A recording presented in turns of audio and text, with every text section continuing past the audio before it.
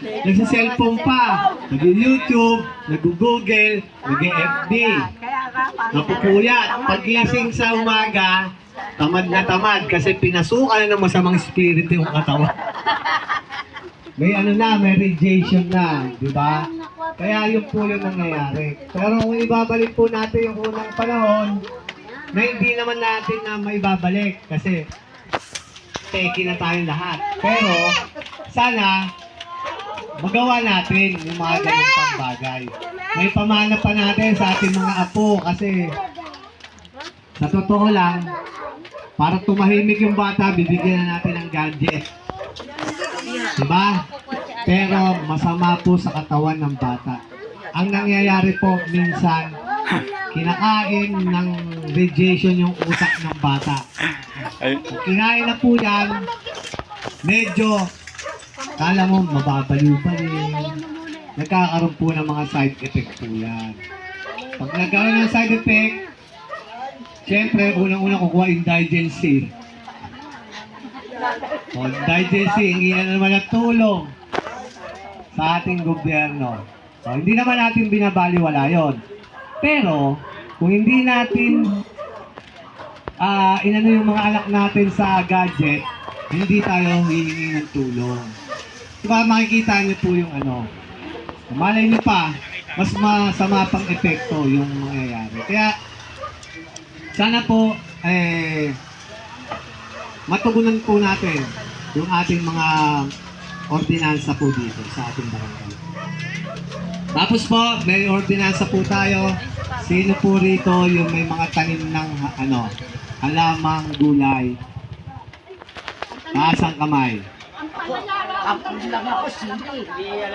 Ganun talaga, Pilipino talaga, no? Pag sinabing tanim ng gulay ang palaya lang. O di may tanim kayo? Tatasa kayo, may gulay. Oh, kahit anong gulay yan, kung bahay kubo man yan,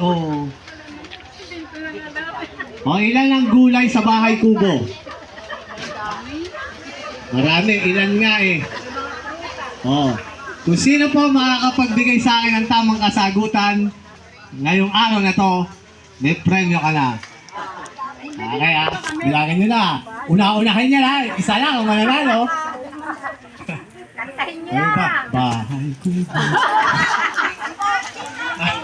Ha? Mamaya na natin niya. Alamin nyo muna. Pinoy talaga dyan magaling, no? Ayan, kasi po, iikutan na kayo ng mga task force. Ingat kapaligiran. Pag tinanong po, kunyari, Linya, may tanim ka bang gulay? Pag sinabi niya, wala. Puntos. 23! Mamaya na na eh. 23! Hindi niya na ako pinapakinggan. Yung bahay ko, sana pala mamaya na yun. Yon. Pag kinatok, wala po kayong gulay na tanim. May tara na po kayo sa family card. No, sa family card. Susulatan namin kayo. Huwag po kayong bibigyan namin kayong love letter. Kayo po ay pinaalalahanan na sana po pag-ikot ulit ng ating mga task force kalinisan ay task force kapaligiran ay meron na tayong tanim na gulay.